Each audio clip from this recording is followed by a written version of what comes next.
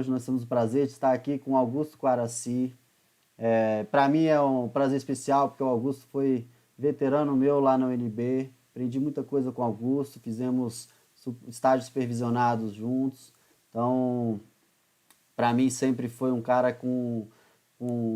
em que o diálogo ficava muito interessante, sempre me fez pensar. Então acho que hoje vai ser muito legal. Eu vou deixar que você se apresente, Augusto, que agora o seu currículo, né, tá grande, tem muitos, faz parte de muitos grupos interessantes. Eu acho que você podia se apresentar melhor do que eu tentar aqui te apresentar. Você pode trazer um pouquinho dessa sua história. Boa noite a todos.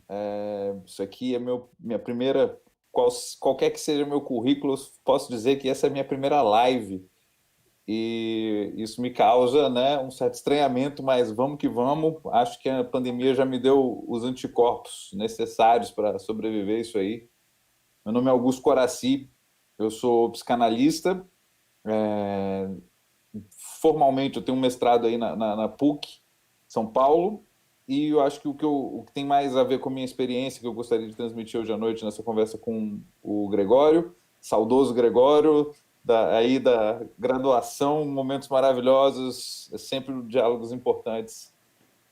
Então, e assim, a experiência que eu gostaria de falar aqui com vocês é de psicanálise no SUS, de psicanálise no coletivo que eu participo até hoje, que é o Psicanálise na Praça Roosevelt, e do desafio que está sendo coordenar uma rede clínica, que é do Instituto Gerar, em meio à pandemia e a essa passagem para o online que vimos acontecer na profissão de psicanalista, né? Então, é sobre isso que quero falar, sobre essas diferenças de espaços a partir da experiência da psicanálise realizada em territórios, na rua e online. Ou seja, estou com muitas incertezas. Talvez seja produtivo assim compartilhar essas incertezas, essas dúvidas por aqui com vocês. Muito legal isso, Augusto. Acho que o Conselho de Psicologia já regulamenta o atendimento online e outras práticas, inclusive dentro, né, da psicologia de forma online, já tem uns 2 anos, se eu não me engano, a resolução é de 2018, mas é algo que ainda existe muitos questionamentos, né? Mais do que respostas, tem muitas perguntas e a gente, com a pandemia, a gente acabou sendo colocado nesse lugar, né? De ter que responder a essas questões de uma forma mais rápida, né? Mais acelerada do que No talvez susto, no susto. no susto, né? Pegar e responder. E tá muito interessante isso.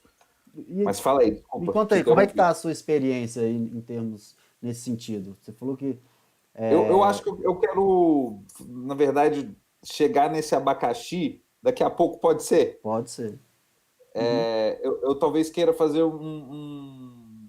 uma introdução a respeito da experiência do que seria a psicanálise na rua, ou a respeito da pesquisa minha, então vamos lá. que ia, pesquisa barra experiência, que ia até a pandemia. Uhum, E ela foi abruptamente interrompida e recolocada, né? Eu acho que é sobre esse movimento que eu posso falar. uhum, Vou falar especificamente da experiência no coletivo Psicanálise na Praça Roosevelt, que foi uma forma que eu encontrei desde que eu saí do meu trabalho, que eu mudei para São Paulo, né, Gregório? Talvez você tenha notícia disso, para trabalhar no NASF, né, que é o Núcleo de Apoio à Saúde da Família, que é uma parte super importante, super interessante do plano do SUS, né, do matriciamento da saúde da família. E lá, a partir dessa experiência, eu comecei a suscitar as questões comigo a respeito do que é uma psicanálise operando enquanto discurso, não como enquanto função, dentro de uma equipe multidisciplinar e numa lógica de território, né? uhum, Ou seja, tentar trazer aspectos da política da psicanálise, que eu entendo ser uma política e uma ética de não dominação, né, de encontros em que isso se produz, processos de subjetivação em que isso não se dá por meio de uma dominação, né, por isso que se chama uma escuta não dirigida, atenção livre e flutuante, etc., essas regras básicas da psicanálise. E isso em meio a um processo, digamos, uma lógica clínica mais ampla, que é o SUS, que foi uma lógica construída justamente na resistência à ditadura. E é por isso que eu estou falando desse assunto, porque estamos em tempos fascistoides, neofascistas bizarros, e penso que algo dessa nossa história clínica e da psicanálise construída coletivamente pode nos ensinar algo enquanto categoria, enquanto pessoas muito singulares a resistir, né? E aí, bom, tive lá meu percurso no SUS, ganhei algum acúmulo sobre o que seria o público, o que seria trabalhar em equipe com a psicanálise, e muitas vezes comi o pão que o diabo amassou, muitas vezes vivi experiências muito gratas a partir disso. Vocês podem imaginar. Né? Acredito que elas vão retornar aqui enquanto eu vou falando. Eu estou sinceramente no freestyle aqui, sinceramente deixando vir. Bem psicanalítico, né? Adoro. E aí, na sequência, quando não trabalhei mais nisso, segui principalmente no consultório, dá um banzo, né? De trabalhar na rua, de trabalhar no território, de pensar em lógicas de ocupação, disputas assim mais ostensivas no sentido político, de como se posicionar num território, que efeito político isso tem e subjetivo tem. E aí, eis que participei da concepção e do nascimento desse coletivo Psicanálise na Praça Roosevelt. Praça Roosevelt, isso, eu acho que eu estou dando notícia do meu desejo quando eu faço essa sequência do SUS para a Praça Roosevelt, porque, afinal, tinha uma ânsia em seguir esse tipo de disputa a partir do discurso da psicanálise, disputa por ocupação do espaço público, pela noção de território. E aí nasceu esse coletivo em 2017. Então, a gente tem 3 anos de atuação, 3 meses online. E nesses 2 anos e quase 3 anos ocupando a praça, a gente inventou uma forma de estar lá coletiva e de estar na Praça Roosevelt, atendendo pessoas aos sábados de 11 às 2 horas da tarde, um coletivo de 17 analistas, mais ou menos, pensando uma forma de fazer clínica que atravessasse também essa noção de coletivo, né? Portanto, a gente teve que pesquisar muito a noção de coletivo, que em psicanálise, no campo teórico, nas discussões que se faz a respeito disso, a noção de coletivo vem a contrapor a noção de massa que o Freud trouxe lá atrás para nós. Massa, que é uma palavra que hoje já é popularizada, não é só acadêmica, né? Acho que isso mas, assim, vale pensar que como Freud trouxe a noção de massa próxima à noção de igreja e exército, né? 2 pilares do Estado moderno. E a noção de coletivo já é outra, uma forma de trabalhar em torno de um comum e não de um ideal, né? Um trabalho que se dá... E qual era o nosso comum quando a gente fundou, ou o que a gente pretendia ser o comum quando a gente fundou esse coletivo? Ocupar a praça, fazer barulho, fazer processos de subjetivação em meio a um espaço dito público, atravessados pelo não saber, pela angústia, pelo mal-estar que foi o golpe de 2016 na Dilma, aquele impeachment mequetrefe lá, prerrogativa para o fascismo que hoje assola o país. E a gente estava em meio a esse desafeto, esse mal-estar, e eu acho que uma forma de lidar com esse não saber o que fazer, ou talvez o nosso comum tenha sido esse não saber o que fazer, e eis que fizemos um coletivo, fomos para as praças, começamos a ocupar elas sistematicamente, isso começou a fazer um burburinho, isso começou viemos, né, aliás, no lastro de outras iniciativas, tais como a nossa, em São Paulo, como a Clínica Aberta de Psicanálise, a Clínica Pública de Psicanálise, que começaram a fazer isso também em outros espaços da cidade. E eis que também em outros lugares do Brasil, como Brasília, maravilhosamente, vários colegas nossos, né, você sabe quem são, começaram a ocupar a rodoviária, o CONIC, e isso começou a trazer dar um certo sentido político para uma prática clínica feita na rua, literalmente. né? No caso, numa praça, na minha experiência específica. E a gente começou e concomitante a esse trabalho, aos sábados a gente tem, todas as terças, reuniões para fazer a discussão de caso, para pensar que diabo politicamente a gente está fazendo, porque... E aí, eu acho que eu gosto de dar notícia, assim, porque parece uma coisa muito idealizada, né? Fala, a gente se fez um coletivo, porque a gente tem um comum, porque a gente se alinha à esquerda contra o fascismo. E aí eu queria dar notícia que isso não deu exatamente certo, né? Assim, todo esse discurso que eu estou tabulando aqui, empenhando, fica claro que às vezes a gente trabalha exatamente como uma massa, que a gente é selvagens à procura de uma lei, que temos efeitos grupais como qualquer grupo, desafetos, zigue-zagues, alienações políticas, inconsistências, e isso no maior respeito. E eu acho que viver esse processo, eu acho que coloca alinhado assim certas coisas que a gente conseguiu pensar sobre a efetividade clínica ou política do que a gente está fazendo. Né? Primeiro, a gente entendeu que esse lance de retirar o dinheiro como condição do encontro clínico não poderia configurar caridade, nem filantropia, nem doação, porque isso seria oposto à psicanálise. Né? Você engendrar uma transferência em nome de uma caridade, você está fazendo uma relação de dominação, justamente. Você está criando um séquito de pessoas dependentes de você, que seja, né? Várias possibilidades que eu não exatamente aprovo. E então a gente começou mas ao mesmo tempo a gente ficar também muito às voltas com a dimensão política do nosso trabalho, poderia colocar-nos também avesso à clínica na medida em que a gente poderia ficar panfletário demais, assim, né? E a clínica e o encontro clínico, essa noção de transferência na psicanálise exige também uma certa abstinência com relação a isso. Então, a gente começa a separar as coisas, assim, como o dizer numa praça, o ocupar uma praça sistematicamente, isso vira um contorno político do nosso fazer. Mas o encontro clínico, ele obedece à política da psicanálise, que seria essa da não dominação. Ou seja, a gente não está lá para gerar efeitos militantes ideais e assim por diante. Acho que, então, a gente se viu às voltas com isso, assim, somos caridade, somos filantropia? Não, o que nos diferencia disso, então?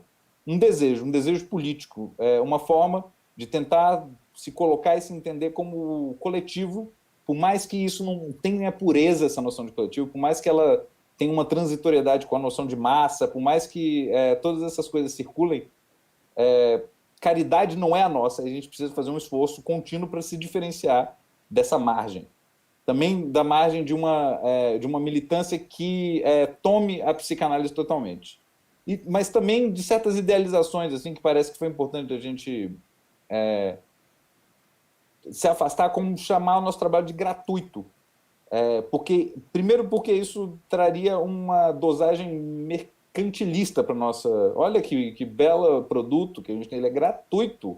Uns psicanalista aqui, doutor da porra, Maria Rita Kel, de graça na praça. Então a gente evita esse termo gratuidade, inclusive em respeito aos analisantes, porque não é de graça estar numa praça aos sábados, e aí a gente entra talvez no centro da discussão.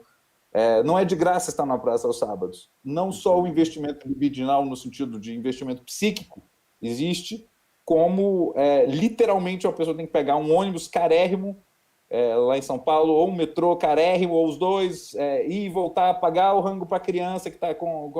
Ou seja, a gente... a palavra gratuidade caiu numa desavença nossa, né? A gente fala talvez uma construção maior, assim, né? Que é encontros psicanalíticos sem a mediação do dinheiro. Eu prefiro o rigor que essa expressão maior traz do que um mercantilismo ou um panfletarismo de falar gratuito. Gratuito tem um preço, né? O preço zero, mas é o preço, é zero o Exato. preço. Gostei. Gostei. Não é Interessante. fugir do preço. O que você está falando é fugir do preço, fugir dessa lógica desse tipo de troca. É. E porque uma troca que é grátis é uma troca monetária ainda. Ó, isso aqui é grátis, toma aqui, é grátis. Faça um curso grátis, por exemplo, né? No Instagram aparece o tempo todo lá. Faça um curso gratuito agora. Ah, é a mesma lógica, É. só que tá dentro de. Você só está tirando o valor monetário ali que está ali, mas ele é o valor zero. E o que você Uhum. está propondo é que seja outra coisa. Né? Outra coisa, não é o gratuito de um produto de valor zero, e sim uma outra lógica. Que lógica que é essa? Assim, você fala de uma troca, né? De que também não é caridade, sendo caridade foge também do. Aí você perde um pouco da psicanálise, eu acho que é um pouco isso que você estava tentando trazer, né? Toda a lógica da psicanálise, você perde, até porque você cria uma relação, ok, eu estou fazendo a caridade, mas estou criando uma certa dependência, eu estou criando a pessoa, Sim. então ela se sente que ela está me devendo alguma coisa, aí depois está te levando lá Sim. presente, e Gera depois dependência. e a tentativa de fugir disso. E eu acho que a Uhum. tentativa de fugir disso entra nesse cenário político que você está falando. Então, eu queria perguntar, o que, que vocês acham que vocês conseguiram com isso? Com o deslocamento do dinheiro? Pois é, não, com o deslocamento e com indo, né, nesse psicanálise nas ruas, com todo isso, essas ideias que você acabou de falar. A gente, é, a resposta direta disso é a gente conseguiu realizar singulares processos de análise diversos ao longo de 3 anos. E a gente conseguiu pensar no que é a formação de nós próprios analistas com um certo engajamento político claro. A escolha por se engajar e pensar sua própria formação participando de um coletivo. Afinal, a gente tem que sustentar análises lá, né? E não é pouca bosta isso. A gente conseguiu. Meu ganho pessoal de fazer isso é enorme. Eu consegui o quê? Muita experiência. Eu consegui uma prática clínica que atendia o meu desejo de trazer psicanálise extramuros para o meu cotidiano. Então, é evidente que essa não gratuidade, ou seja, esse encontro sem mediação do dinheiro, tem ganho pros analistas e um monte. Né? Acontece que a gente tem uma pretensão de um ganho ou de um resultado político, sim, ou seja, de um efeito na comunidade, de um efeito ali naquele território específico. E eu vou te dizer o que é isso. Né? A gente fica às voltas com a noção de público. Né? O que é público nisso que a gente está fazendo? Será que porque a gente está numa praça, essa praça é pública? É óbvio, né, nesse modo de funcionamento que é o coletivo, ou seja, estruturas não rígidas, autoritárias para o pensamento, eu sou uma das vozes que pensa que uma praça não é exatamente pública. Tem outras pessoas que vão falar, não, porra, essa praça é pública. Né? Eu penso que o público é uma noção que está em invenção, é uma noção que está em disputa, é uma noção que não está pronta. O público, aliás, é uma noção que remete a outra coisa que se chama espaço, o que é o espaço público, o que é o espaço em subjetivação, que passa pela noção de público. Será que isso tem diferença nas análises? Então, pode-se dizer que o que conseguimos, na melhor das hipóteses, inocular belíssimas questões por ali, naquele território, por pessoas que talvez pensaram nesse processo de subjetivação em meio à análise, ou mesmo foram resgatados de episódios de angústia muito graves, ou mesmo atravessaram fantasmas assim horrorosos da própria vida, num espaço público, e acreditamos que isso não é sem efeitos. E inclusive com a própria noção de público, assim, porque isso é uma outra forma de estar na praça. Né? A praça, muitas vezes, é simplesmente lugar de passagem ou de uma ocupação muito privatista também, né? Então, me parece que o que a gente conseguiu foi conseguir empenhando um discurso cada vez politicamente mais interessante digamos assim, somar a outros coletivos e outros tantos que vão crescendo, no sentido de outras psicanálises estão indo às ruas, em Porto Alegre, no interior de São Paulo, cara, vários coletivos surgiram, Campinas, esqueci o nome das outras cidades, entre outras. Não tenho capacidade de ficar citando todos aqui. Mas então eu acho que, na minha concepção, assim, eu acho que a gente ganhou, conseguiu ter efeitos locais muito pontuais, evidentemente sem pretensão macro, mas também conseguimos participar de um alastramento de experiências desse tipo. E isso foi muito, muito bonito desses 3 anos, assim, se alastrou. A gente teve várias interlocuções, não só com Brasília, né, mas com Porto Alegre, Rio de Janeiro, etc. Eu achei muito legal isso que você falou, né, de que a prática pública de psicanálise, ela convoca a gente a pensar o que que é público, né? Porque a psicanálise sempre foi criticada por se limitar aos muros lá do consultório, né? Só que já com o próprio Freud, né, ela Exato. já tinha uma dimensão muito diferente. A gente vê nos próprios textos que ele produziu, Psicologia das Massas e Análise do Eu, Futuro de uma Ilusão, mais tarde na Civilização. Essa angústia que você disse que foi um motivador para criar um psicanálise na rua, ela ela está intrínseca no pensamento psicanalítico, né? E essa questão de pensar o que, que é público, eu gostei dessa discussão, que é assim, a psicanálise acontece num lugar muito privado, né? No consultório, se a gente for pensar na análise, um consultório privado no sentido de providenciar sigilo, de providenciar uma escuta, né, acolhedora, né, um espaço que é construído dentro da análise.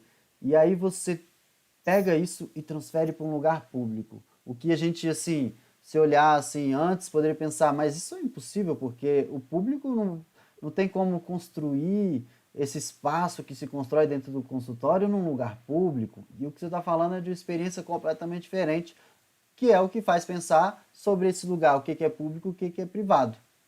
E aí eu queria te perguntar sobre isso, sobre como é que é então fazer psicanálise num lugar coletivo.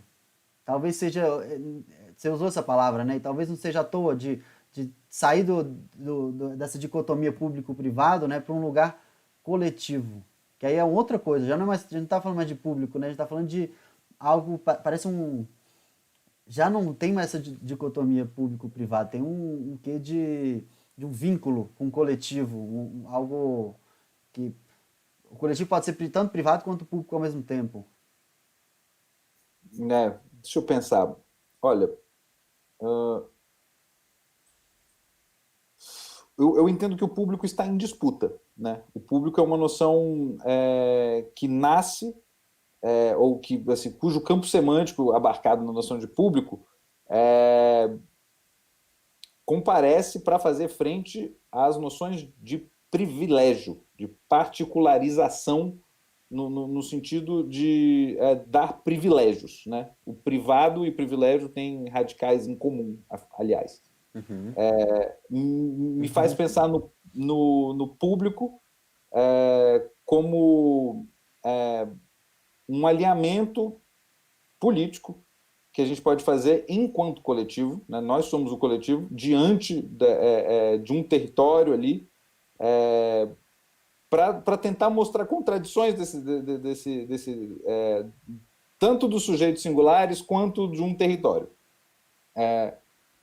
O coletivo, se tem a capacidade de superar a dicotomia público-privado, eu não sei. Bem que eu gostaria, né? Mas me parece que é uma disputa importante agora, porque mesmo o Estado, que seria público, privatiza as coisas todas, né? Então a gente está numa confusão muito grande, né, do que seriam essas fronteiras. Talvez o público seja o esforço para construir um entre, né, porque inclusive a experiência privada é o que permite a psicanálise nascer, né? Talvez a gente possa pensar numa experiência de intimidade, para fazer uma diferenciação terminológica com a palavra privado. Da experiência de intimidade diferente da experiência privativa de ser alguém. Mas isso a gente está entrando no sujeito moderno, esse tipo de noção. Eu fico pensando talvez um grande ganho, né, face essa dicotomia do público e privado, é que a psicanálise não precisa ficar necessariamente no privado, ponto final. Isso já é um puta de um ganho. Mas eu acho que também é dar um certo lastro ou eco ao fato de que a experiência de psicanálise no SUS, ou de psicanálise na educação pública, ou de psicanálise na ciência social, ou seja, dentro de aparelhos do Estado que se propõem a construção do público, mas não são em si mesmos garantias do que é público, temos o discurso da psicanálise já inserido desde a década de 90, pelo menos, né, desde o início da redemocratização. Talvez isso seja uma história muito pouco contada da psicanálise, que a psicanálise tem uma participação muito grande na assistência pública, de um modo geral, na assistência da educação, etc. E acho que nesse momento de desmonte bizarro do Estado, de uma lógica privatista neoliberal radical, a psicanálise e as ruas pode ter uma conotação não só reativa, mas como de resistência efetiva. Então, eu não sei se isso supera o público e privado, a dicotomia, mas, de certo, dá sustentação para uma certa noção de público, né?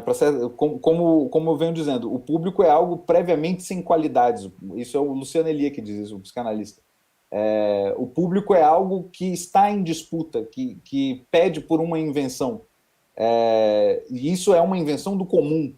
Uma invenção do comum é uma coisa que, velho, hoje em dia, no tipo de vida que a gente vive, o comum é deixado para a enésima potência, assim, eu fiz um ato falho agora, eu falei para a enésima potência, percebam. Eu quis dizer justamente o contrário disso. O comum é relegado ao último plano, eu quis dizer. Mas eu gostaria de ouvir meu ato falho agora. Eu acho que seria o meu desejo de que o comum fosse levado à enésima potência numa prática pública, né? Eu acho que você vai falando muito de desejo, né? Eu acho que você falou da motivação, de onde vem toda essa questão, né? Você falou de um âmbito político, mas também de uma questão, assim, de apropriação do público, né? Que o público, eu fiquei pensando aqui, um parque público, ele pode ser sim, é um parque público, mas está lá, e ele é simplesmente público. Ele não é algo comunitário ainda. Ele é comunitário a partir do momento que as pessoas passam a exercer ações dentro dele, e essas ações têm consequências, têm vínculos, acabam criando uma questão cultural, acabam criando várias... É o desenrolar do investimento que as pessoas fazem naquele espaço público. Então o público, ele pode ser público sem isso. E aí não é... A gente está falando de outro público, né? Então eu acho que isso que você fala assim, psicanálise na rua é mais que uma apropriação do espaço público. É o que eu estou entendendo assim, do que você está falando, assim, é uma ressignificação do que é público. Né? Tipo, e aí que eu inseri essa subversão dessa dicotomia entre privado e público. Porque transformar esse parque, nesse exemplo que eu dei, que era algo público, em algo comunitário, ele acaba sendo privado também, mas não é privatizado. Talvez seja um pouco essa palavra, né? Ele é coletivo, é outro sentido. Ele não é um nem outro. É isso que eu estou com um pouco na cabeça, assim, desse espaço e dessa ideia do psicanálise na rua, assim, de uma apropriação, de uma construção de algo que saia desse lugar por exemplo, não é só um serviço, não é um serviço, a ideia é muito mais, me parece, uma colaboração do que um serviço feito num espaço que é público. Eu acho ótimo essa distinção com o serviço, porque daí serviço a gente estaria privatizando, justamente. Se a gente estivesse fazendo um serviço, eu acho que isso cai nas contradições que eu tentei me esquivar ao falar da doação, etc. Traria outras tantas. Olha, a gente é um serviço meio privado, meio público aqui. Não, a gente... E perceba, isso aí é o campo discursivo da minha prática que eu estou trazendo, e isso tem uma importância, mas é óbvio que a gente tem um monte de contradição, né, de precariedade, etc. Eu estou tentando aqui dizer como a gente se investe discursivamente nisso que a gente está fazendo. Eu gosto muito do que um colega que também faz experiências de psicanálise na rua pública, o Daniel Guimarães, o nome dele, ele enfatiza a noção de direito a uma cidade psíquica, né? Direito ao fato, a construção, e eu acho que vai nesse sentido de uma colaboração, de uma construção que o espaço de escuta que a psicanálise oferece permite, né? Isso, digamos assim, já é a criação de algo potente, né? Um espaço de escuta, para, quem sabe, uma pessoa possa construir um espaço de intimidade consigo próprio, com sua própria solidão, num espaço público. Eu acho que isso aí é um borramento de fronteiras que é mais ou menos o que eu entendo que o Daniel chama de construção da cidade psíquica, né? Ou seja, não é um especialista que vai te dizer como é que usa uma praça, ou não é uma aula de CrossFit que você vai pagar que isso acontece lá na Praça Roosevelt. Tem uma aula de CrossFit paga na mesma hora que a gente está fazendo os atendimentos, que para mim isso é uma privatização, é um uso do espaço público muito diferente do que a gente está fazendo.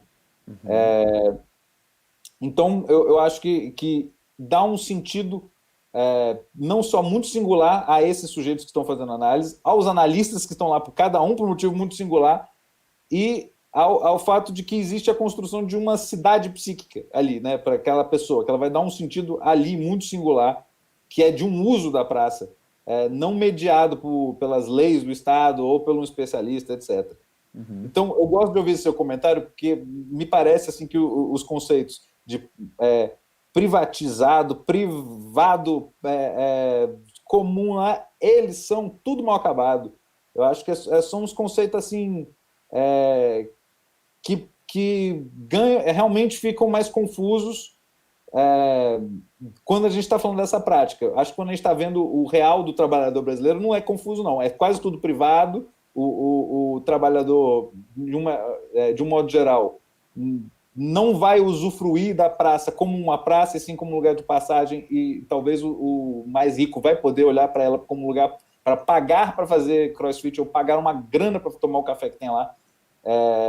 Mas o trabalhador, em geral, não vai ter, digamos assim, um espaço, ou talvez essa seja a potência do lugar de escuta, dar oportunidade para que esse espaço seja apropriado por outras populações, e daí a importância de não ser pago, né?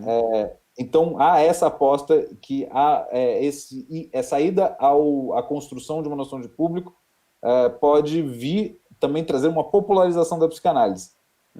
Ou seja, outras populações virem a acessar a psicanálise.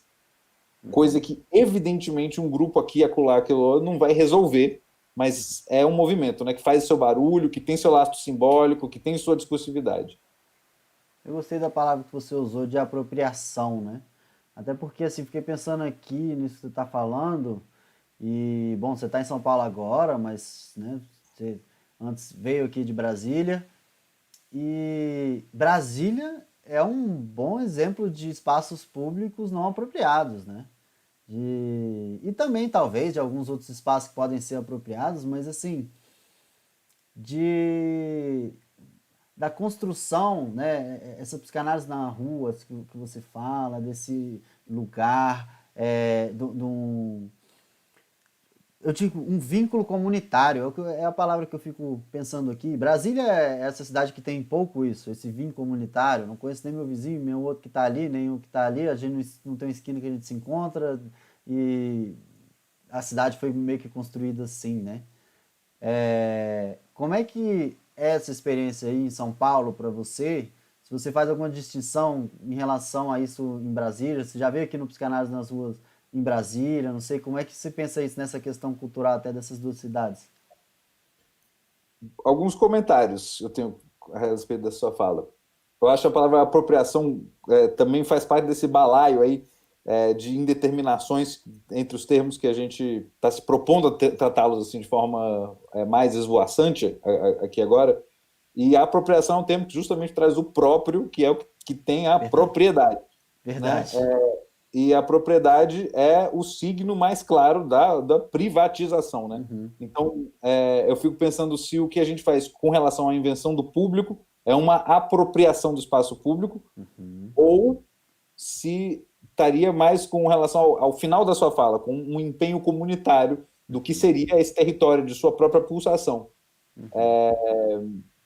E aí eu fico pensando assim, é óbvio que nosso coletivo e todos os outros coletivos, eu acho, de psicanálise, são rebentos, assim, são efeitos do SUS. Né? O SUS seria a grande sonho civilizatório brasileiro de que essa lógica comunitária virasse Estado. Né? O SUS é uma forma que a prática clínica se alastraria de forma capilarizada em todas as comunidades do Brasil e traria lógica comunitária para a forma de fazer saúde.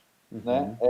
Isso seria o sonho 1988 civilizatório brasileiro que a gente aqui em 2020 vê o que aconteceu com o SUS, ninguém nunca pagou direito o SUS, sempre teve desvinculações de receita da União, sempre teve formas de asfixiamento do SUS. Para dizer logo, não me parece que as práticas de psicanálise na rua vão conseguir, em qualquer momento, lidar com a lacuna que o SUS está fazendo no Brasil. Mas é também, ao mesmo tempo, uma reação da sociedade no sentido de pensar lógicas comunitárias que aconteçam em meio a práticas clínicas. Né? Uhum. O SUS foi o sonho constituinte, civilizatório, que conseguiu entrelaçar um pensamento da medicina coletiva, da saúde coletiva, e práticas clínicas específicas, inclusive a psicanálise. Né? A gente tem grandes psicanalistas no bojo da saúde coletiva. Essas práticas atuais hoje de psicanálise que vai às ruas, de psicanálise que luta pelo público, eu diria que traz uma certa orfandade. Eu estou pensando isso agora, tá? Estou sincero freestyle. Uhum. Tem uma certa orfandade desse sentido comunitário de fazer clínica, né? Que é tipicamente latino-americano, que é uma forma de luta nossa, né? É prata da casa, né? A saúde coletiva da forma com que foi concebido no Brasil cara, é uma tecnologia elevadíssima, né? Pena que foi sufocada no seu berço, né? Logo depois que o SUS vira uma lei constitucional, vem Collor e Fernando Henrique Cardoso, e o neoliberalismo entra no Brasil e não tem nada a ver com práticas comunitárias, né? E Uhum. a gente tem momentos de melhora, de piora no SUS, sempre temos aí o Brasil que deu certo, o SUS que deu certo, o melhor do Brasil é o brasileiro, todas essas coisas assim, a gente viu no SUS também, formas de luta impressionantes, mas hoje eu acho interessante localizar essas práticas de psicanálise que vêm na rua, esse tensionamento com a privatização, com as formas públicas de estar no mundo, essas psicanálises que vão na rua é um modo político e clínico de fazer isso, né? Acho que inspirado na orfandade do Uhum. SUS. Adorei pensar isso. Eu, Obrigado pela conversa. eu achei muito interessante. Também gostei do puxão de orelha que você me deu, que eu achei maravilhoso. Me fez pensar aqui também de utilizar o termo apropriação, né? E ver a apropriação vem nesse lugar mesmo, né? De que você falou, próprio. E mesmo que eu esteja tentando construir e falar aqui de uma lógica um pouco diferente, eu uso o termo apropriação e isso diz alguma coisa do quanto nós estamos enraizados nesse lugar, né? Pode crer. Enraizados nesse lugar de. Então seria algo para além de apropriação. Né? A noção de comunidade de coletivo é mais difícil de até encontrar, talvez, a palavra, né? Mas seria Eu algo mais falo próximo disso. invenção, eu falo disputa. São palavras conflituosas, são palavras que trazem o público em seu estado de incompletude. Né? Uhum, Afinal, a gente não pode dizer que o gratuito é o público. Isso a gente já percorreu. O Estado é o público. uhum, Né? Isso seriam grosserias com a noção de público. Na verdade, é uma satisfação muito rápida pensar o público é o Estado. E aí, por isso, a gente vai como dizem, sucatear o público para privatizar. E é isso que foi feito do Brasil até hoje, nos sistemas de assistência, no SUS, no SUAS. uhum. O O psicanálise famoso na. sucatear para privatizar. É isso que acontece quando você incorre numa lógica de chamar o Estado de público e não pensar mais a respeito disso. Né? Eu estou dizendo de um discurso que eu comecei a poder empenhar a partir de uma prática no SUS e de uma prática na praça. Né? Uhum, Isso não vem pronto nas nossas formações em psicologia, né? uhum, A gente vem de uma lógica muito privatista, especialmente nós de classe média alta. Não é uma questão ao fazer uma prática que se pretende inventário público de não se achar uma pessoa com privilégios. É óbvio que eu tenho privilégios, eu estou fazendo isso porque eu consigo ganhar dinheiro em outros momentos, né, da minha semana, né? É, acho que se trata, inclusive, de uma forma de reconhecimento público de privilégios, né? Botar a porra da sua cara em público para dizer, olha, eu estou tentando uma coisa. E ela é super insuficiente, mas é o que é. Interessante isso, né, Augusto? Essa noção de que muitas vezes quando alguma coisa se critica muito o SUS, a universidade pública, né, e essa sucatização e o privatização surge como solução, né, para pronto, tá resolvido tudo, né, e privatizou, agora vai resolver. E, na verdade, o Estado, na minha opinião, tirando a responsabilidade dele e não olhando para o problema, né? Não preciso mais olhar para o problema. Então, o que você vem falando aqui é esse lugar, o quão político é esse lugar de reinvenção, de, ok, mas então tá, se a privatização não é a solução, qual que é a solução? O que você pode fazer? Né? Então entra numa questão política muito forte, de, de invadir esses espaços. Eu ia falar apropriação de novo. De entrar nesses espaços e reconhecer os nossos lugares de privilégio também. Eu achei interessante isso. Se você, inclusive, se você pode ir lá e não cobrar mesmo, então você está num lugar de privilégio. Óbvio. Porque... É. Agora, eu diria que aí as coisas se embaralharam, né, Gregório? Vamos então dar um passo. Já estava incerto esse bagulho que a gente está falando, imagina agora na pandemia. Porque a noção de espaço agora não só se concentrou no espaço privado, as pessoas ficam em casas, os privilegiados ficam em casa. Veja a noção do privado se acentua, né? Porque o brasileiro médio desassistido para o nosso estado escroto, o microempresário ou o trabalhador informal tem que ir para a rua, e é o que está acontecendo, então a gente está fingindo que não tem pandemia, a cidade de São Paulo vai voltar às aulas em setembro, o shopping foi reaberto com violino e saxofone tocando para celebrar, enfim.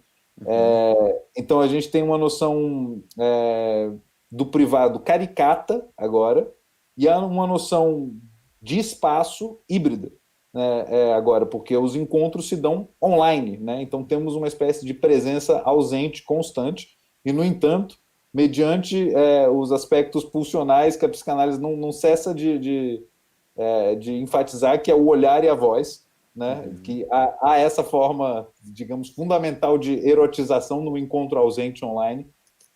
Por isso que eu gosto da expressão espaço híbrido, e porque não é só virtual, né? Tem algo da presença muito real nesses encontros que a gente tem online. E isso veio de súbito, e aí eu estou com todo esse discurso empenhadinho aqui, obviamente também com suas milhares de lacunas, mas aí veio a pandemia e o coletivo teve que se reinventar online. E aí, o que é uma praça online, Gregório? Me ajuda nessa. O que é a disputa e a invenção pelo público online, se as vias através da qual navegamos na internet são todas privadas, se todo mundo que está na internet está pagando algum plano ou dando dinheiro a uma empresa que não é do Estado, ou seja, qualquer aproximação grosseira entre público e Estado já era nesse ponto, porque vai direto para o privado. Se a gente usa aplicativos que são, de um modo geral, norte-americanos, estão vendendo os seus dados para a NSA e para coisas muito piores, assim, né? Então, o espaço não só passa pelo capital internacional pesado, como você tem aquela fórmula, né? Se o Facebook, o Instagram, etc., são gratuitos, é porque você é o produto, né? Então somos vendidos como mercadoria e fazendo laços mercadologicamente um com o outro, fazendo palanque de si mesmo, nessa espécie de... Eu acho que talvez o significante que eu mais ouço na pandemia é cansaço, né? É uma canseira da porra que as pessoas estão a respeito dos seus encontros online nesse espaço híbrido.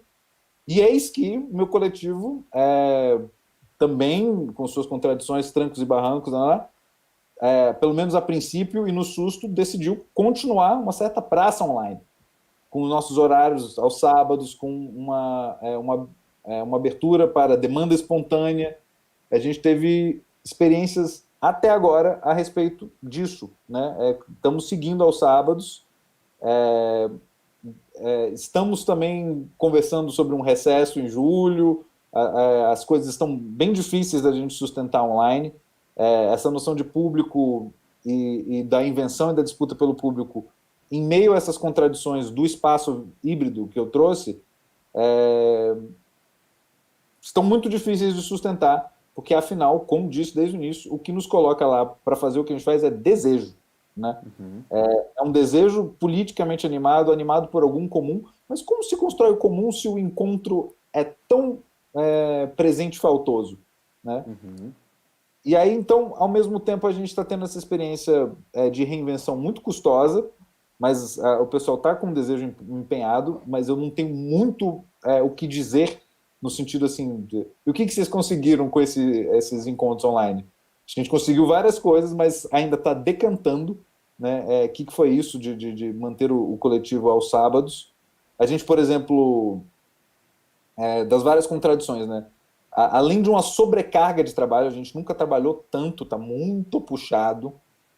A gente, até recentemente, não tinha restrição de território, a gente atendia pessoas do Brasil inteiro. Então, a gente, de fato, atendeu gente de cidades do interiorzíssimo de Pernambuco, ou do Ceará, ou do Amazonas, ou seja, de estados assim, bem distantes de São Paulo, como também do estado inteiro de São Paulo, não ficou restrito.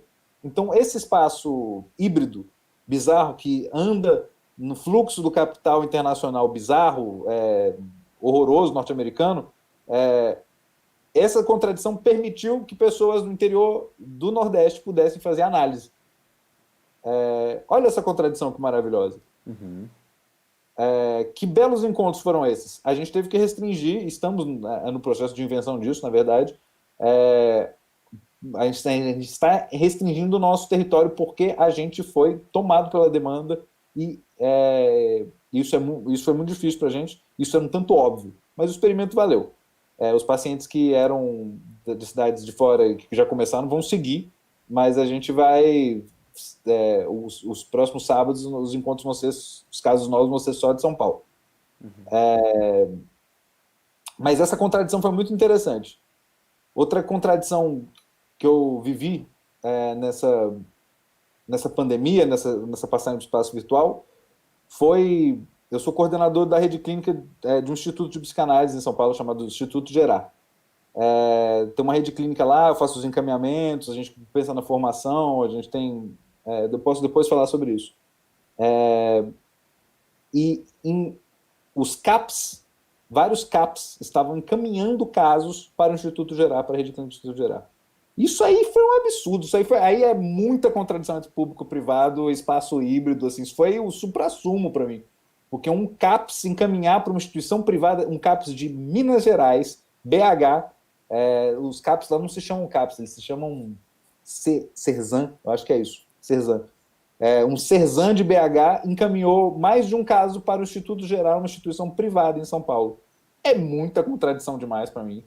E óbvio que eu fiz uma interlocução clínica com as pessoas, falei, etc. Assim, cada caso foi tratado de uma maneira, mas... uau, né? Que situação curiosa. Esse espaço híbrido também permitiu uma coisa que a gente está construindo lá no Gerar também, que eu consegui fazer umas pontes, por exemplo, de pessoas surdas que querem fazer análise. Por causa do dispositivo de celular e da espécie de naturalização que isso tornou, ou melhor dizendo, do fato de que vários analistas se autorizaram a atender online, enfim, eu sou um deles que tinha um puta de um preconceito, começou a atender online e agora não acho que eu estou dando menos, acho que estou permitindo sim um lugar de escuta, um espaço de escuta tão decente quanto o presencial. Tudo tem perda, né? Mas, enfim, eu passei a apostar nisso. E aí, eu acho que talvez dessa sair do armário com relação à tecnologia permitiu, por exemplo, apostar numa coisa que a gente está tentando lá, que é fazer escutas analíticas com um mediador em Libras, via uma sala de Zap, por exemplo, com 3 pessoas. Completamente heterodoxo, a gente está experimentando isso, vendo que tipo de escuta se realiza em Libras, né? E eu acredito que isso foi permitido por uma certa largar mão de frescura com relação à tecnologia que esse susto da pandemia trouxe. Ou seja, Gregório, espero ter dito o suficiente contradições desse espaço híbrido para dizer que estou empenhado, desejoso de pesquisar isso, assim, que diabo de espaço é esse que se dá na ausência presente, mas vi potencialidades e vi perdas. E também me vi transformado em produto muito mais vezes do que eu gostaria. Sabe por que eu acho?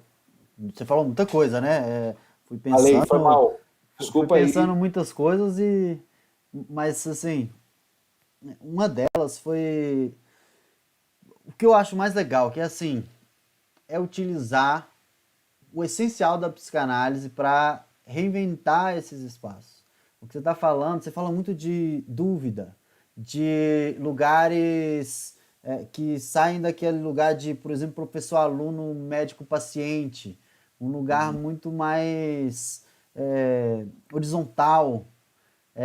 Você fala da construção desses espaços, né, com dúvidas, com inconsistências. Inclusive, quando você começou a falar dessa coisa de passar os canais das ruas para o virtual, eu fiquei pensando, eita, mas aí já aí vai ter uma inconsistência muito grande, porque vai estar mediado justamente pela tecnologia que de fato você entrou na lógica que você estava tentando fugir. E aí, mas assim, parece que o essencial não foi perdido. O que é o essencial? É justamente a capacidade de reinvenção, de lidar com as inconsistências. Ao invés de. A psicanálise é isso, ela lida com a inconsistência. Assim como dentro da própria clínica. O objetivo é assim, no analista, é você não ser isento de tudo, mas assumir tudo aquilo, colocar aquilo sobre análise. Aqui também é fazer a mesma coisa para os outros espaços.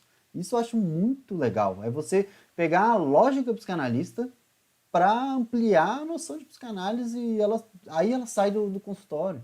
Porque de fato a psicanálise sempre foi criticada por ser algo muito dentro dos muros do consultório e você utilizar a mesma lógica, continua sendo psicanálise, porque você está trazendo pensar psicanalítico para esses outros espaços e reinventando esses espaços. E aí você vai trazer novas dúvidas, vai trazer inconsistência, e é assim mesmo.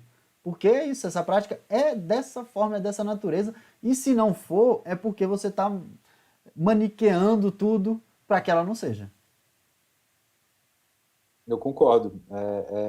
Uma experiência produtiva de indeterminação, como diz o Christian Dunker, ou lidar com a inconsistência de qualquer garantia, eu acho que a psicanálise tem a ver com isso, e isso é um desejo de saber, né? É um desejo aguçado de saber que esse tipo de experiência está trazendo para a gente. Afinal, a gente precisa se manter vivo diante desse cansaço, que é, como disse, o significante que mais ouço na minha clínica e entre meus pares a respeito do que está acontecendo desse trabalhar online, esse ficar em frente a telas, né? Acho que a gente precisa inventar uma coisa, né?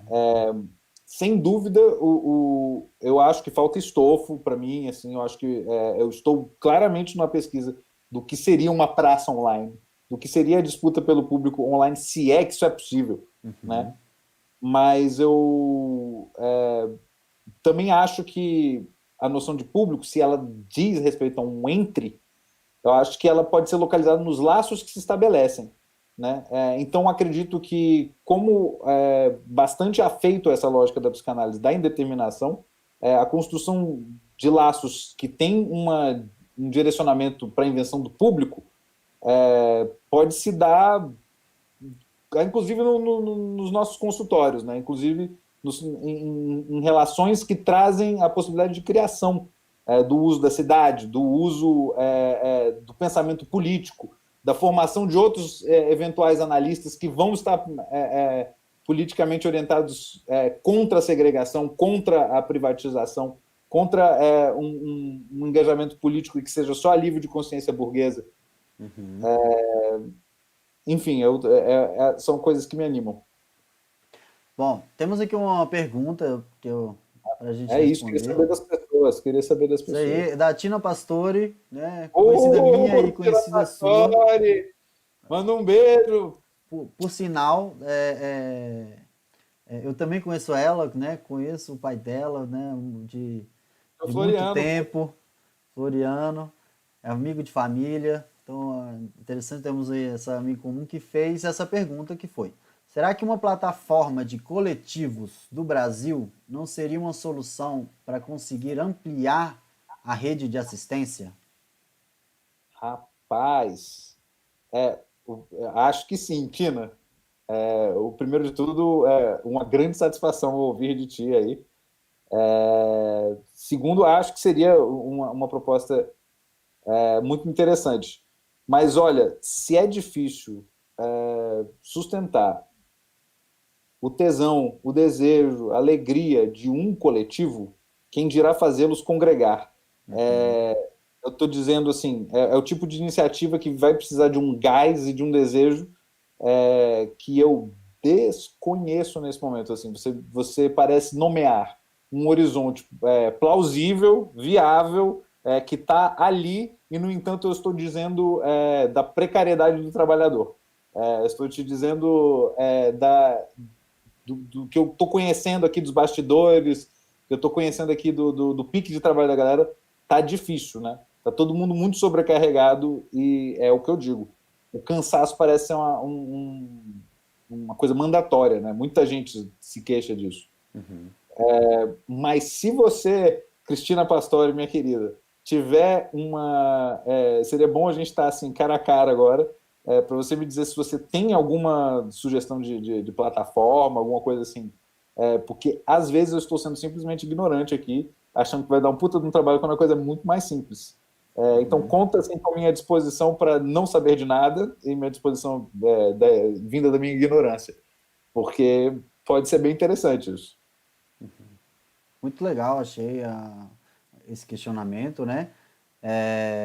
Eu acho que a gente está falando aqui de reinvenções, a gente está falando aqui desse lugar que eu acho essencial da psicanálise, que é esse lugar de não saber, do saber que se constitui essencialmente nessa disposição para não saber. Né? A gente, na live com o Bruno, que a gente fez aqui no canal, a gente acabou chegando Bruno nesse assunto também. Cavanhaque, Bruno lógico, Cavanhaque, muito lógico. conhecido. A gente fala com a boa chegando nesse lugar de perguntas e que a psicanálise gera mais que respostas. E porque eu fico pensando quando você fala disso, eu acho muito legal. Você falou muito desse lugar de desejo, também vi muito um lugar de revolta, né? De revolta com o sistema, com tudo. Você falou sobre essas várias lógicas que te angustiam. Eu acho que você é bem expressivo quanto a isso e acho legal assim que você expõe isso, dá para ficar bem claro. Mas esse lugar que eu acho interessante de conhecer essa reconstrução que você fica falando aí é o lugar essencial para sair desse cansaço. Que é porque assim, talvez seja a pergunta, por que as pessoas estão tão cansadas? Né? Porque, ok, mudou muita coisa, essa não é uma resposta simples, claro, mas entra em vários lugares do que a gente vem falando aqui de reconstruções, né? Porque fala muito que é um momento de perda, algumas pessoas tentam colocar, não, mas é um momento de novas oportunidades também, mas espera aí, o que é que está acontecendo nesse momento para que a gente possa construir esse novo espaço? Porque quando você fala do híbrido, eu fico pensando nesse lugar de. Assim, no WhatsApp, quando a gente estava conversando, eu achei que interessante que você falou que é um lugar não privado, não público, não presente, não ausente. E esse lugar, ele acaba se tornando algo justamente porque você situou ele em algum lugar. E aí ele, ok, não é público, nem privado, nem ausente, nem presente, mas ele tem a sua existência a partir de você mesmo, do que você colocou naquele lugar, nesse investimento, assim. Me lembra um pouco o Winnicott, me lembra quando ele fala da questão do espaço potencial, de um lugar intermediário da existência, esse entre dois, né? Então, acho que até divaguei um pouquinho aqui, mas assim, nesse ponto Vai. de construção de um lugar que não é nem presente, nem ausente, nem público, nem privado. E aí a gente entra na associação que você estava falando de psicanálise na rua com espaço virtual, que é o que a gente propôs, inclusive, aqui, né? Psicanálise nas ruas e espaços virtuais. E a ligação entre um e outro é justamente a partir da noção de híbrido. É mais ou menos por aí que minhas apostas, ou melhor dizendo, meu desejo de saber alguma coisa sobre esse quiprocó da porra aí, é, é, passa por aí, né? Essa noção de que há algo híbrido. A forma que você fala do espaço intermediário, que eu acho que esses conceitos do Winnicott são super bonitos, acho que foi o que mais cedo eu disse de uma forma meio condensadérrima sobre o público estar na construção do laço, né? A minha forma de falar do entre ou do espaço intermediário foi a construção do laço. Eu acho que qualquer inventividade que se dá no encontro, que se dá na construção de laços, laços que não sejam pautados por uma lógica ou por uma ética de dominação, e é isso que eu aposto ser a psicanálise, né? Para falar em uma frase. Eu acho que isso aí é muito solidário à noção de uma construção do que seria o público. E é essa aposta que eu faço e acredito que isso pode, de alguma forma, suscitar subjetivações num sentido público. Estou sendo utópico? Estou sonhando, licença. Estou mesmo. E eu acho que isso se torna tanto mais híbrido na medida em que necessariamente a banda larga que você está fazendo um laço social na internet é privada. Necessariamente você pagou um dinheiro para isso, necessariamente existe uma perda de dados para uma empresa norte-americana, filha de uma puta, que está garantindo eleições aí no Brasil e no mundo através da Steve Bannon, essas porra toda aí, do Big Data. Então, híbrido mesmo. O que a gente está inventando, a gente não sabe se a gente não está sendo vigiado aqui, agora, né? Eu acho até que a gente sabe, né? Que Acho que a sim. gente sabe. Pô, Gregório, você acabou com a minha ilusão. Eu, assim, acho que vem aí o Snowden, várias questões mostrando, assim, na minha opinião, eu acho que sim. Acho que tivemos avanços nisso, acho que o Snowden, de fato, trouxe muito, muito para contribuir. O filme do Snowden, você vem falando aí, eu fico pensando sobre isso. O Snowden foi assim, ok, conheci a história, eu resolvi ver o filme lá. Foi o único filme na minha vida que eu vi totalmente repartido. Eu vi umas 5 vezes. Porque eu via e falava, não, é até aqui que onde eu consigo chegar. Igual, né? Igual a sessão da análise. Eu tô sendo tomado por um sentimento aqui que eu vou parar aqui, daqui a pouco, na próxima eu continuo. Porque é isso, né? Você traz isso na sua fala, eu acho, e por isso que eu acho legal esse espaço, assim, que você está falando de construção, o lado subversivo, esse lado. Porque não adianta só a gente também criticar. Eu acho que a psicanálise entra nesse lugar também de ter trazido muitas críticas e proposto talvez poucas coisas. Alguma crítica que alguém possa fazer, acho que seja válido em algum momento. Mas de como transformar essa energia aí que você está falando em algo novo. E aí entra uma disposição de lidar com esse desconhecido. Isso é psicanálise. O que eu estou achando mais legal dessa conversa é assim, ver o quanto que você está falando de uso da psicanálise fora desse lugar tradicional, assim, consultório de van, e isso ser tão psicanalítico, sabe? Assim, não é uma reinvenção da psicanálise, não. Você está falando exatamente o essencial da psicanálise, está todo aí. Que bom que você consegue ouvir isso no meu discurso, assim. Eu acho que, sem dúvida, isso dá notícia do que me anima, né? Ou de que me faz, assim, dormir à noite e pensar, porra, eu sou um grandíssimo de um picareta, tô aqui querendo inventar a roda. Não, eu não acho que é isso, né? Eu tenho autorrespeito, porque eu sinto que esse gosto inventivo e diante do não saber na real, um puta do entusiasmo, cara. E o rigor que eu acho que há para se ter nisso que a gente está fazendo está no encontro clínico. E isso eu acredito nos meus demais colegas no coletivo, isso eu acredito em mim também, na minha formação. Eu acho que o rigor está nisso, assim, né? Que é uma prática a partir de uma ética do não saber, justamente, né? Se você sabe previamente alguma coisa sobre o seu analisante, você está sendo um médico, você está sendo, né, está diante de outra epistemologia, de outra política. Mas agora, isso também. Eu acho que a psicanálise, desde os tempos mais primórdios, esteve se esforçando para se entrelaçar com, digamos, posicionamentos políticos, né? Sem contar a política inerente ao próprio encontro, né? Não há acontecimento sem uma dimensão política. De uma forma mais ostensiva, a psicanálise sempre esteve tentando se entrelaçar. E eu acho que essa é mais uma tentativa, né? Que está às voltas com a ocupação dos espaços ou às voltas com a noção de espaço, propriamente, né? Que agora tem um gigablaster de uma rasteira, de uma duplo twist carpado, que a gente está aí pensando o que a gente faz. Beleza, vamos para mais algumas perguntas aqui? Vamos. Temos aqui mais duas perguntas de Lara Persílio. Eu vou fazer as duas perguntas aqui e aí a gente discute. A primeira ela falou que acha bom ouvir que a sua bagagem no SUS foi motor para expandir esse fazer da psicanálise. Acho que isso é bem legal também de perceber, né, que uma coisa está ligada à outra, né? A psicanálise na rua vem da sua formação, mas também que você mudou aí para São Paulo para trabalhar dentro de uma lógica aí dentro do SUS. Como você acha que a lógica matricial da AB dialoga com as trocas entre os analistas no coletivo? E a outra pergunta é como você gostaria que a situação da psicanálise nos espaços públicos esteja daqui a 5 ou 10 anos? E o que é necessário para conseguir isso? Tô notando, tá? Vai lá. São essas duas. Calma.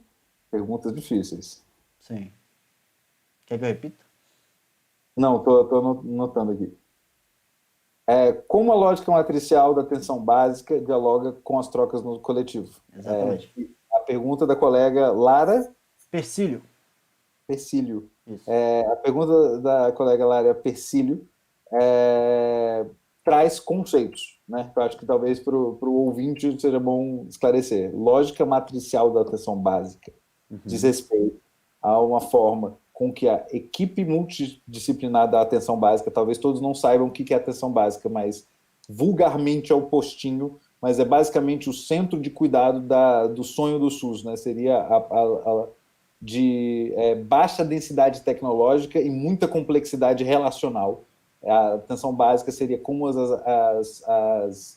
o Programa Saúde da Família se alastra de forma mais capilarizada no território através das agentes comunitárias de saúde, que vão batendo em cada casa, etc., vão trazendo as questões de saúde para uma equipe de saúde, e a lógica matricial seria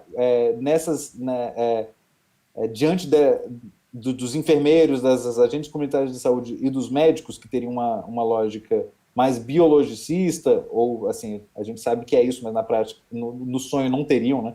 Enfim, uma equipe matricial, qual seja fonoaudiólogo, nutricionista, psicólogo, assistente social, fisioterapeuta, terapeuta ocupacional, vão dialogar com essas equipes de saúde da família e transmitir um saber e dialogar sobre as tretas que são encontradas no território. Eu começo minha fala hoje dizendo que o meu mestrado foi sobre isso, tá, Lara? Eu pesquisei justamente a psicanálise na lógica matricial e na atenção básica.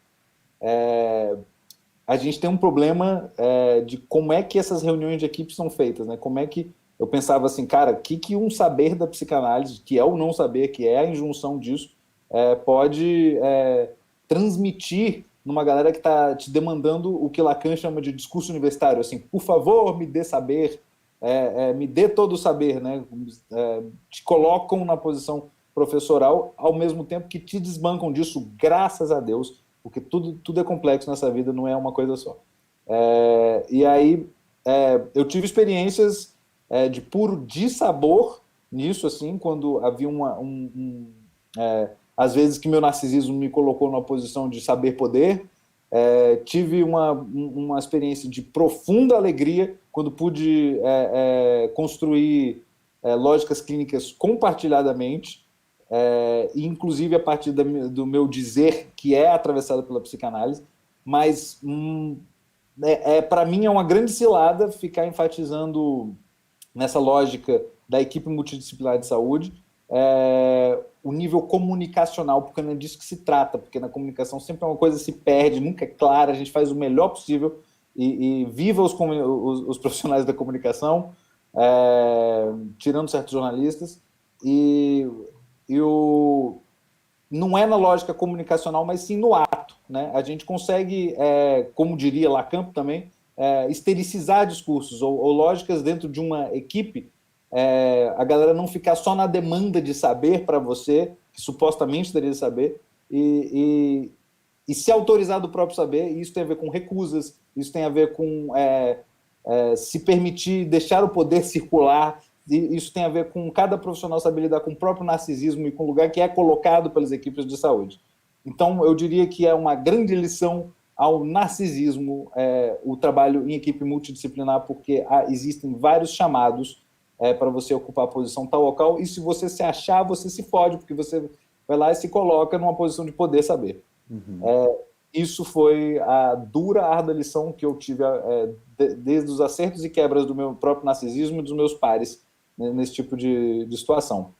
E eu estou dizendo que foi duro para chuchu. E aí a gente transpõe isso para um coletivo de psicanalistas, né? Primeiro, num coletivo de psicanalistas, as pessoas não estão sendo psicanalistas uns com os outros, evidentemente, né? Um coletivo de psicanalistas, as pessoas, vez ou outra, exercem uma função psicanalítica, mas isso aí é detalhe. O que acontece são lógicas, como em qualquer grupo, que às vezes se assemelham mais com uma lógica coletiva, que as pessoas estão às voltas com algo de um comum, estão trabalhando, arrefecendo o seu próprio narcisismo, e às vezes esse coletivo de psicanalistas, na verdade, é uma massa que está diante de um ideal e estão se matando entre si em torno de inflações narcísicas. Então, tem semelhanças, sim, com isso que eu disse a respeito da equipe multidisciplinar, o que acontece dentro dos coletivos, até onde eu tenho notícia de outros coletivos, são tudo que Procopio, que é tudo gente, mas eu acredito que, e aí isso é uma aposta, o que há de potente numa lógica coletiva é o arrefecimento do narcisismo e das tretas pessoais em nome de um comum que é construído coletivamente e pontualmente, porque o comum não é uma coisa só, o coletivo circula, o coletivo o comum, né? Perdão, o comum circula, o comum é construído, esvaziado, ele pode se encher. Por exemplo, quando eu dei notícia do início do meu coletivo, que foi, digamos assim, uma forma de responder taticamente, estrategicamente, politicamente ao golpe que foi dado na Dilma, a gente acha que a gente tem um funcionamento de massa, porque a gente colocou um ideal de funcionamento político e a gente entrou num panfletarismo. E, mano, a gente se acabou entre nós nesse momento ali. Foi super difícil até a gente, como diria, acho que é o Pichon Rivière, até a gente esculpir um enquadre e uma tarefa que pudesse cingir uma noção de comum. A gente comeu pão que o diabo amassou, você acha? Foi no bom português, dedo no cu e gritaria. E foi maravilhoso isso também, porque a gente se constituiu dessa forma. Laços foram feitos, né? Desses selvagens à procura de uma lei, a gente conseguiu construir uma lei nossa que nos permitia trabalhar coletivamente. Gente, eu falei dessa pergunta, hein? E aí, a segunda pergunta da colega Lara, que é como eu gostaria que a prática de psicanálise em espaço público esteja em coisa de 5, 10 anos, né? Essa pergunta é do Diogo Souza. A da Lara foi só a primeira pergunta. Diogo Souza? Diogo Souza. Nossa, será o Diogo Souza que eu estou pensando? Ó, se for o Diogo É Souza, provável. você sabe que eu estou tirando no seu coração, né? Você sabe que eu estou tirando na sua alma aqui e você é um grande amigo da minha vida. É, como eu penso em 5, 10 anos, rapaz, o Christian Dunker uma vez, eu conversei com ele uma vez, e ele usou a ideia de que seria um movimento social a prática de psicanálise em espaços públicos que veio se alastrando e teve, digamos assim, uma larga média potência esse alastramento. Evidentemente não é uma coisa generalizada, mas ele usou a expressão movimento social. Eu gostaria que daqui a 5 anos não tivesse medo de dizer esse nome. A prática de psicanálise em espaços públicos é um movimento social. Acho que isso seria interessante, esse horizonte de nomeação disso que a gente faz como algo que diversos lugares e diversos coletivos ou diversos analistas sozinhos, a seu modo, pudessem se posicionar diante de uma certa noção de público ou de um engajamento político que seja que seja a consideração do pagamento em dinheiro, que seja a consideração a respeito das quatro paredes do consultório. Me parece que é um horizonte de debate e de instigação política interessante. Acho que a conquista de noções de espaço, que seja virtual, que seja da rua, que seja o público, pode promover instigações de saber, instigações de querer saber melhor sobre isso, como isso que eu tento performar para vocês, né? Esse lugar de instigado no saber. Diogo Souza, se for você mesmo, um beijo no seu coração aí no Canadá, viu? Eu espero que você esteja bem. Me liga, cara. É sério, vamos se falar. Bom, muitas coisas, né? Me chamou a atenção quando você fala da questão das massas. Eu fiquei pensando na psicologia das massas e a análise do eu, lá do Freud, né? De vocês unidos em um propósito, num inimigo comum, numa figura de um líder, mesmo que não tivesse um líder, não sei se tinha, né? Um líder efetivo, mas assim, nos ideais que uniam, e vocês foram lá e tomaram na cara, né? Você falou, inclusive, dedo no cu o que você falou mesmo? E Gritaria. gritaria. Ou Eu seja, fui loucura, apanhando, loucura, foi lá cara. né? E depois até constituir esse coletivo.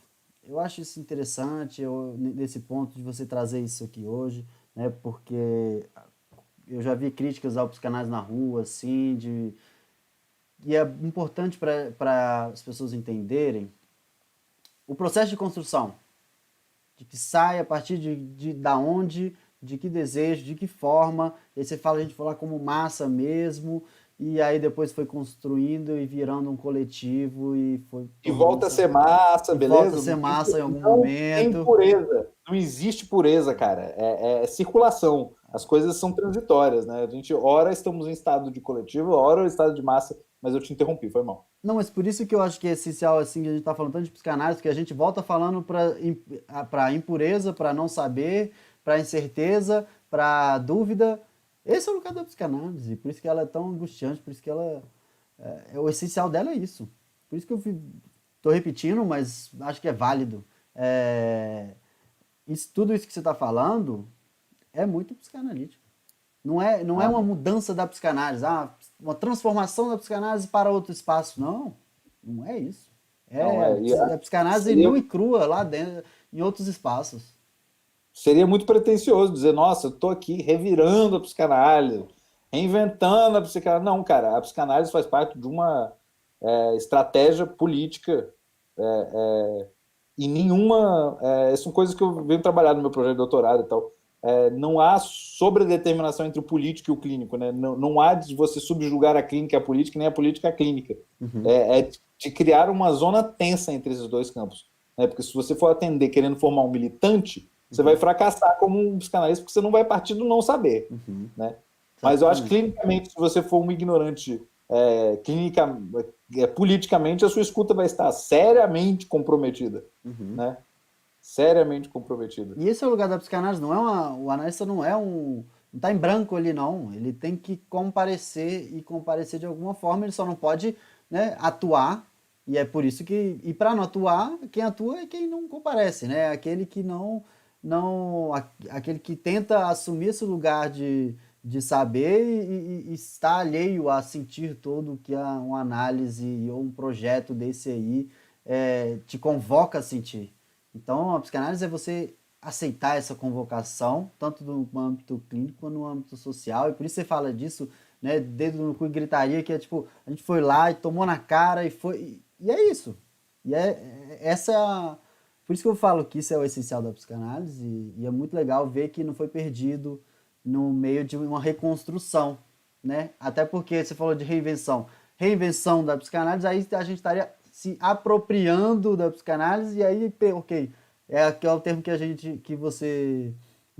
que a gente usou antes ali e mostrou o quanto que a apropriação seria tornar próprio, e aí, ok, você perdeu. Ali você perdeu o essencial. Então, foi isso que eu achei muito legal da sua fala, de o tempo todo Ah, a gente está voltando nesse ponto do quão essencial que está tudo aí relacionado à psicanálise. Eu acho que a gente pode ir para os finais, né? Eu tendo mais a alguma, deixar tem mais alguma correr. pergunta aí? Oi? Tem mais alguma pergunta E aí? não tem mais nenhuma pergunta aqui. Quem quiser, aproveite esse momento. Um momento. Eu tenho a tendência a deixar correr, correr, correr, correr. Algumas pessoas falam, mas ficou muito longo. Eu falei, não, ok, vamos indo e a gente vê. Mas eu acho que a gente pode passar para os finalmente aqui. Pode crer. Alguma coisa que você queira falar. Eu sempre fico. E aí também vem psicanalista pensar isso, né? Eu sempre fico no final, pô, ficou tal coisa, podia ter falado aquilo, isso aqui foi interessante, isso aqui podia pensar e ficou faltando tal coisa. E é isso, vai faltar, né? É isso que é legal. Vai faltar e se não faltar é porque tem uma coisa errada. Eu acho. Também eu agradeço, Gregório, foi bom te ver, cara. Manda aí um abraço para Diogo Souza, Tira Pastori e a colega Lara, Persílio. Lara Persílio, que eu tenho impressão que eu conheço também. Manda um abraço aí para essa galera, saudades. Bom te ver, Gregório. Valeu pelo convite. E é nóis, seguindo aí na precariedade, no não saber, tentando estruturar alguma coisa aí. Bom, o prazer é meu, acho que assim, como eu falei, Augusto sempre foi uma referência para mim desde que eu entrei na psicologia, aprendi muito com Augusto, continuo aprendendo. E então é muito enriquecedor para mim aqui. Até inclusive a ideia das lives é de ficar também nesse lugar de não saber. De vez em quando eu estou falando aqui, mas eu estou aprendendo o tempo todo e isso para mim tem sido grandioso, assim. Para mim é muito interessante. Então só tenho a agradecer e é isso. Então É nóis, um Gregório. abraço aí para todo mundo que assistiu a gente. Se inscreve aí no canal para assistir as próximas lives, os próximos vídeos. E é isso aí. Um Um abraço. abraço, Gregório e os demais. Valeu, gente. Valeu. Beijos. Tchau.